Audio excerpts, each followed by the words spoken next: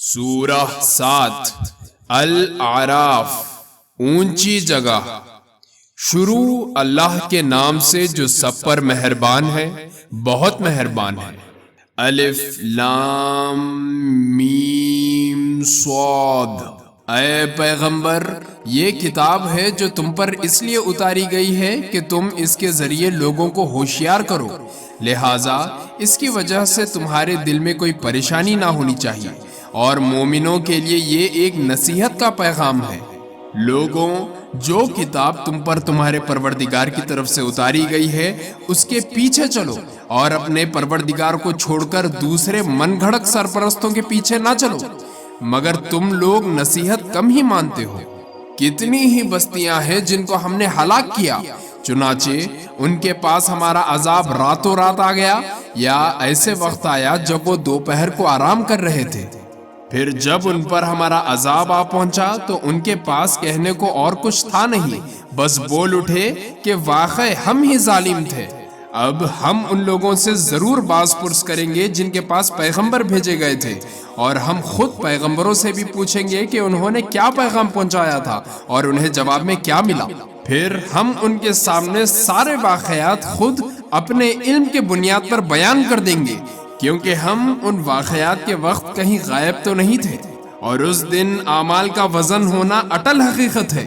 چنانچہ جن کی ترازو کے پلے بھاری ہوں گے وہی فلاح پانے والے ہوں گے، اور جن کی ترازو کے پلے ہلکے ہوں گے وہی لوگ ہیں جنہوں نے ہماری آیتوں کے ساتھ زیادتیاں کر کر کے خود اپنی جانوں کو گھاٹے میں ڈالا ہے۔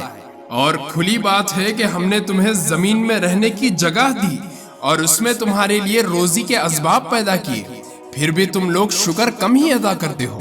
اور ہم نے تمہیں پیدا کیا، پھر تمہاری صورت بنائی، پھر فرشتوں سے کہا کہ آدم کو سجدہ کرو، چنانچہ سب نے سجدہ کیا سوائے ابلیس کے، وہ سجدہ کرنے والوں میں شامل نہ ہوا۔ اللہ نے کہا، جب میں نے تجھے حکم دے دیا تھا تو تجھے سجدہ کرنے سے کس چیز نے روکا؟ وہ بولا، میں اس سے بہتر ہوں، تو نے مجھے آگ سے پیدا کیا اور اس کو مٹی سے پیدا کیا۔ اللہ نے کہا، اچھا تو یہاں سے نیچے اتر، کیونکہ تجھے یہ حق نہیں پہنچتا کہ یہاں تکبر کرے، اب نکل جا، یقیناً تو ذلیلوں میں سے ہے۔ اس نے کہا، مجھے اس دن تک زندہ رہنے کی مہلت دے دے جس دن لوگوں کو خبروں سے زندہ کر کے اٹھایا جائے گا۔ اللہ نے فرمایا، تجھے مہلت دے دی گئی۔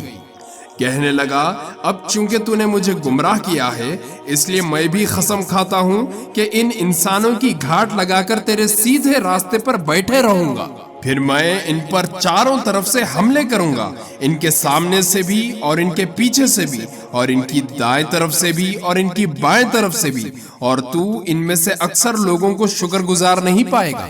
اللہ نے کہا، نکل جا یہاں سے ذلیل اور مردود ہو کر، ان میں سے جو تیرے پیچھے چلے گا وہ بھی تیرا ساتھی ہوگا، اور میں تم سب سے جہنم کو بھر دوں گا۔ اور اے آدم، تم اور تمہاری بیوی دونوں جنت میں رہو اور جہاں سے جو چیز چاہو کھاؤ، البتہ اس خاص درخت کے قریب بھی مت پھٹکنا، ورنہ تم زیادتی کرنے والوں میں شامل ہو جاؤ گے۔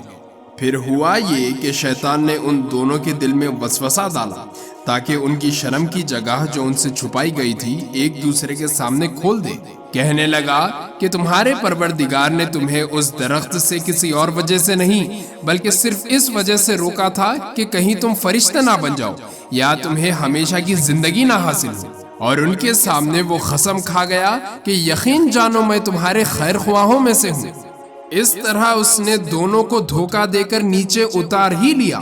چنانچہ جب دونوں نے اس درخت کا مزہ چکھا تو ان دونوں کی شرم کی جگہ ایک دوسرے پر کھل گئی، اور وہ جنت کے کچھ پتے جوڑ جوڑ کر اپنے بدن پر چپکانے لگے، اور ان کے پروردگار نے انہیں آواز دی کہ کیا میں نے تم دونوں کو اس درخت سے روکا نہیں تھا، اور تم سے یہ نہیں کہا تھا کہ شیطان تم دونوں کا کھلا دشمن ہے؟